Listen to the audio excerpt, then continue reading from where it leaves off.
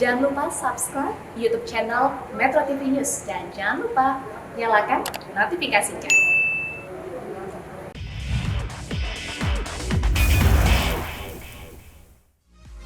Tim nasional Indonesia akan segera mendapatkan tambahan amunisi melalui pemain naturalisasi. Bertempat di kantor Kementerian Pemuda dan Olahraga, Ketua Umum Persatuan Sepak Bola Seluruh Indonesia Muhammad Iriawan beserta jajaran dan juga pelatih timnas Sintayong menggelar rapat koordinasi dengan Menpora Zainuddin Amali. Dalam rapat yang digelar pada hari Rabu tersebut, PSSI dan Menpora membahas 4 pemain yang rencananya akan dinaturalisasi. Namun, dalam rapat tersebut diketahui hanya Jordi Amat dan Sandy Walsh yang sudah melengkapi data untuk proses naturalisasi. Sementara PSSI tidak melanjutkan proses bagi 2 pemain lainnya, Miss Hilgers dan Kevin Dix, terkait tidak mendapat izin pihak keluarga. Menpora Zainuddin Amali pun meminta agar semua pihak khususnya PSSI tidak terburu-buru dalam melakukan proses naturalisasi. Menurutnya, naturalisasi akan dilakukan dalam situasi dan kondisi adanya kebutuhan timnas dalam jangka waktu pendek. Jadi kita tidak sembarang. Dan sekarang ini berbeda dengan proses naturalisasi dulu. Naturalisasi zaman dulu itu yang minta klub. Sekarang kalau klub yang minta, saya tidak mau. Yang minta adalah federasi, ketua umum. Makanya, dan kita rapatkan. Tidak sekedar surat dilayangkan, langsung saya rekomendasi dan harus ada tanggung jawab dari coach. Upaya percepatan naturalisasi sendiri dilakukan karena timnas Indonesia akan menghadapi sejumlah agenda. Salah satunya adalah Piala AFF 2022. Menurut Sintayong, pemain yang dipilih oleh dirinya memiliki kualitas bagus secara kualitas dan bermain di Liga Utama Eropa. Seperti diketahui, Jordi Amat pernah malang melintang di La Liga dan Liga Primer sebelum memperkuat klub Belgia Kaasjupen. Sementara Sandy Walsh kini bermain untuk KV Mechelen. Baik, saya ke Bung Toel terlebih dahulu. Bung Toel, Anda sudah bisa mendengar saya? Sudah jelas? Ya, bisa jelas. Ya, Bung Toel, sebelum kita membahas soal naturalisasi, tadi saya sempat menyinggung begitu dengan Bung Joy soal target PSSI agar timnas Indonesia bisa masuk ke 150 besar. Tapi berkaca dari Piala AFF U23 ini yang gagal berangkat ke Kamboja, ini tentu akan menjadi evaluasi soal target-target ke depan dari PSSI. Anda sendiri melihatnya seperti apa target-target yang sejauh ini dikeluarkan oleh PSSI? Ya, makanya kata kuncinya adalah manajemen pengelolaan timnas yang menurut saya buruk. Contoh kita lihat siapa sih yang ngurus timnas, apakah ada badan tim nasional? Kan nggak ada. Yang ada adalah Exco langsung menangani. Dalam hal ini di bawah langsung ketua umum yang menangani tim nasional. Nah, kalau target tim nasional hanya sekedar menang, itu normal, yang senior. Cuma kalau sustainnya, program jangka panjangnya kurang diperhatikan, maka memang hanya jangka pendek yang mau diambil. Artinya kalau naturalisasi itu kan soal hasil. Kalau kita bicara pelatih tim nasional, targetnya memang untuk besok. Jadi hasil dia yang dituntut. Tapi kalau bicara masa depan, future, maka yang harus kerja direktur teknik. Nah ini yang sebetulnya nggak boleh campur aduk di sepak bola Indonesia. Antara Artinya mana yang menjadi... Ya, artinya Anda menganggap bahwa proses naturalisasi ini adalah untuk jangka pendek saja begitu ya, Bung Toel ya? Iya, karena mungkin pelatih dituntut hasil, maka kemudian dia menuntut kualitas terbaik dari pemain kan. Kenapa hasil dituntut? Karena mungkin hasil timnas akan jadi produk kampanye yang paling seksi kan. Oke. Baik, Bung Toel. Ya. Itu saya catat itu ya. Jadi produk kampanye ya. Ada agenda itu. Oke, Bung Toel. Tapi sejauh ini sudah tepat sasaran belum pemain-pemain yang akan dinaturalisasi? Iya, saya pikir kalau kualitas kan karena mereka ada di Eropa, oke lah di atas. Tapi kalau kebutuhan teknis kan pelatih yang tahu. Cuma yang nggak boleh kan kita begini, jangan asal anti naturalisasi, tapi kemudian kita lupa membangun yang future itu. Yang tugasnya Dirtek, karena mengintili pelatih tim nasional gitu loh. Sekarang kalau kita bicara Indra Safri kan banyak kerjanya hanya membayangi Sintayong aja kan. Ketimbang membangun fondasi sepak bola nasional untuk jangka panjang gitu loh. Baik, Ya, itu tadi tanggapan dari Bung Toel. Kalau Bung Wesley ini melihatnya seperti apa Bung Wesley program naturalisasi yang sudah dijalankan oleh PSSI? Apakah setuju dengan Bung Toel bahwa ini hanyalah untuk jangka pendek saja untuk turnamen-turnamen ke depan yang sangat padat di tahun 2022 ini atau seperti apa nih Bung Wesley? Ya, saya sepakat bahwa naturalisasi demi target, demi mencapai hasil dan kita semua paham lah itu agenda supaya dalam kepengurusan saya ini ada sebuah keberhasilan dan itu menjadi campaign saya yang bagus buat ke depan. Nah, sebagai pelatih Sintayong dituntut untuk memberikan gelar juara. Dengan materi yang ada saat ini, mungkin Sintayong mengatakan, saya tidak sanggup membawa tim di juara kalau dengan materi yang sekarang. Mungkin seperti itu. Cuman satu yang saya salut sekali, Bung Reza, katanya kan komunikasi dari federasi, semua pemain-pemain yang diincar untuk dijadikan warga negara Indonesia ini dari Miss Hilger, Kevin Dix, sampai yang kemarin 2, Jordi Amat dan Sandy Walsh, semua adalah didikan Sintayong. Saya kagum dengan tim Sintayong yang mencari semua pemain Indonesia berdarah Indonesia kakek neneknya, kemudian itu dimintakan ke federasi. Saya salut deh, punya banyak waktu untuk mencari di mana pemain yang berketurunan Indonesia untuk dijadikan pemain. Tapi ada peran Esko PSSI juga di situ, Pak Hasani Abdul Ghani, Bung Wesley. Ini Wesley sarkasm ini. Komunikasi yang kita baca adalah ini permintaan Sintayong semua nama-namanya, iya kan? Oke. Coba kita baca lagi berita-beritanya.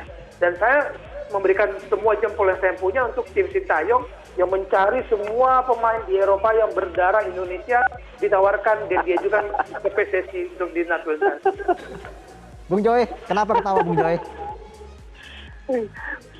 Saya melihat Wesley ini mungkin jengkel sekali ya, karena saya nggak tahu dia betul-betul salut atau apa. Tapi kalau saya melihat tadi dari apa yang dikatakan oleh Menpora, lalu penuturannya Iwan Bule, saya kok malu ya sebagai bangsa ini ya.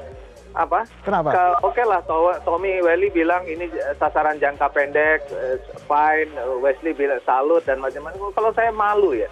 Kan tadi Zainuddin Amali mengatakan kalau dulu naturalisasi itu diminta oleh klub, katanya gitu. Kalau sekarang oleh timnas, loh kok malah bangga? Ya kan harusnya kita malu kan? Malu karena sebetulnya asosiasi PSSI atau kita biasa bilang federasi PSSI itu kan tidak mampu mencetak pemain yang sungguh-sungguh bagus untuk menjadi pilar timnas. Apakah itu Indonesia U23, apakah timnas senior, ya kan? Sampai Sintayong harus memaksa karena dia diberi target yang luar biasa tinggi. Wesley bilang tadi dia punya waktu yang luar biasa untuk memantau 4 pemain. Pokoknya berdarah Indonesia ambil aja gitu ya.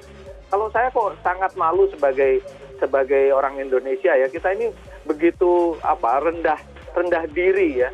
Rendah diri sampai untuk jangka pendek pun kita harus mencari orang-orang yang berdarah Indonesia yang berkiprah di Liga Eropa supaya mutu sepak bola kita di mata FIFA itu meningkat.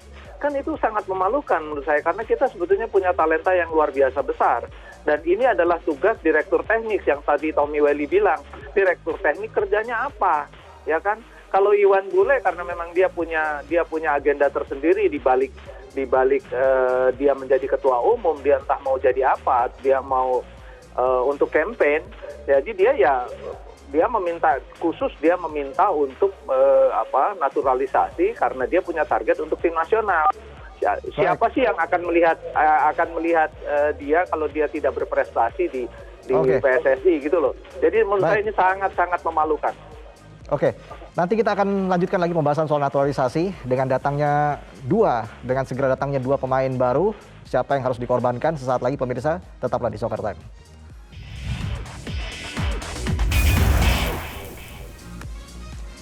Baik, pemirsa, kita masih melanjutkan obrolan kita soal naturalisasi pemain yang kabarnya ada 2 pemain yang segera bergabung ke Timnas Indonesia, pemain naturalisasi.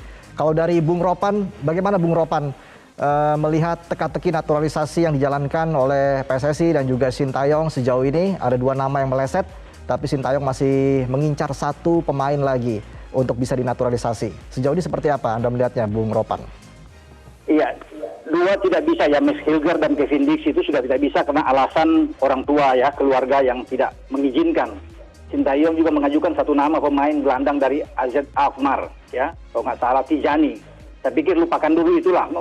Duanya ini aja, Jordi Amat dan Sandi Walsh itu belum kelar-kelar, padahal sudah dari dokumennya sudah dari Januari, sekarang sudah di Februari, ntar lagi Maret, belum selesai juga, masih terus dalam berproses, ya sudah ada. Jadi ini dua, kalau memang serius ini dua dulu dibuktikan dulu kepada masyarakat, biar masyarakat nggak bertanya-tanya ya, bahwa ini dua sudah lama kan. Hassani ini saya sudah pernah hubungi dengan Hassani, bahkan 2-3 minggu yang lalu sudah oke. Sampai sekarang sudah sejauh mana? Yang diurus oleh pemerintah dalam hal ini kan Kemenpora yang harus bisa berjuang. Mungkin apakah akan diajukan ke DPR atau bagaimana, tapi orang nggak mau tahu itu.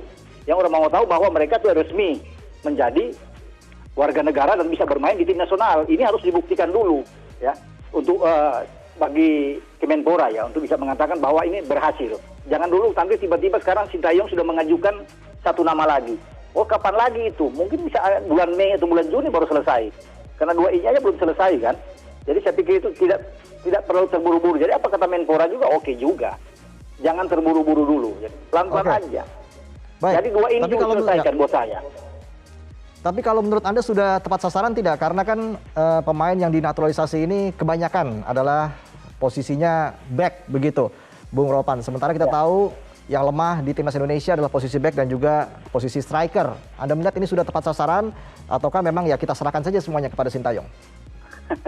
Ya, yang ada sekarang kan yang terbukti cuma 2 ini, dan kebetulan 2 ini bermain di posisi belakang. Satu di bek tengah Jordi Amat dan satu Sandi Walsh itu bermain di posisi bek kanan. Ragnar yang mereka incar itu kan gagal bisa mendapatkan.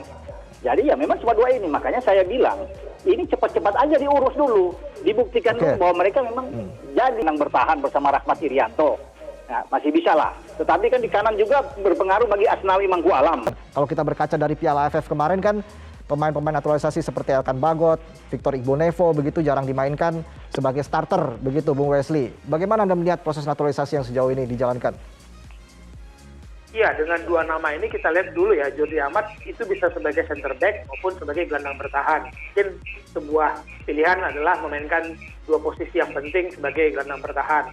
Kemudian Sandi Walsh bisa bermain sebagai bek kanan atau gelandang kanan. Tadi nama Asnawi disebut-sebut akan menjadi pesaing di posisi ini. Targetnya adalah pemain usia 29 dan 26 tahun ini mau berapa lama dan di mana mereka bermain, kapan mereka datang, kapan mereka berkumpul bersama pemain timnas setelah, kalau kita lihat SEA Games itu masih bulan Mei dan kompetisi di Eropa masih berlangsung, ataukah untuk Asian Games bulan September kompetisi di Eropa berlangsung, ataukah untuk AFF yang tidak masuk kalender FIFA di bulan Desember ketika kompetisi Eropa berlangsung. Untuk mana turnamen mana yang diincar dengan mengejar pemain-pemain naturalisasi ini? Tapi kalau dari PSSI kan bilangnya bukan naturalisasi ya, karena mereka punya darah Indonesia. Tadi yang saya sebut mengejar semua pemain di Eropa yang punya darah Indonesia. Baik, mungkin terakhir dari Bung Toel. Bung Toel, singkat saja Bung Toel, seperti apa Anda melihat naturalisasi 2 pemain, dua-duanya posisi back yang akhirnya akan segera bergabung bersama timnas Indonesia? Apakah ini akan menjadi jalan keluar bagi timnas Indonesia untuk jangka pendek seperti yang Anda katakan tadi untuk bisa meraih prestasi? Ya, kalau kita lihat timnas di Piala AFF yang kemarin lalu, ini pertahanan sebetulnya bukan yang paling urgent untuk dibenahi. Jadi tanpa Jordi Amat, Sandi Walsh pun kan sebetulnya sudah cukup mumpuni lah. Ada potensi yang kuat dari pemain kita. Tapi oke lah mereka masuk. Tapi kalau bicara yang urgent kan bukan di situ. Di lini depan sebetulnya kan. Striker kita sangat lemah sekali. Baik, jadi Anda juga ikut mengomentari ya bahwa sebenarnya yang kita butuhkan juga salah satunya adalah dari posisi lini depan ya, Bung Toel ya. Kalau bisa ada pemain yang dinaturalisasi di posisi lini depan ya. Ya, cuma kalau kita bicara pragmatis seperti itu. Tapi sebetulnya naturalisasi ini kan sebetulnya bahasa lainnya adalah bahwa Sintayong nggak dapat sumber yang mumpuni dari kompetisi gitu loh. Oke. Berarti kan kompetisinya yang harus diberesin. Kompetisinya harus diberesin agar kejadian di Piala AFF U23 ini tidak terulang kembali. Karena kita tahu jadwal timnas Indonesia di tahun 2022 sangat banyak. Baik, terima kasih Bung Joy, Bung Wesley, Bung Ropan, dan juga Bung Toel sudah bergabung di Soccer Time. Kami masih akan kembali dengan informasi dari sepak bola Eropa sesaat lagi.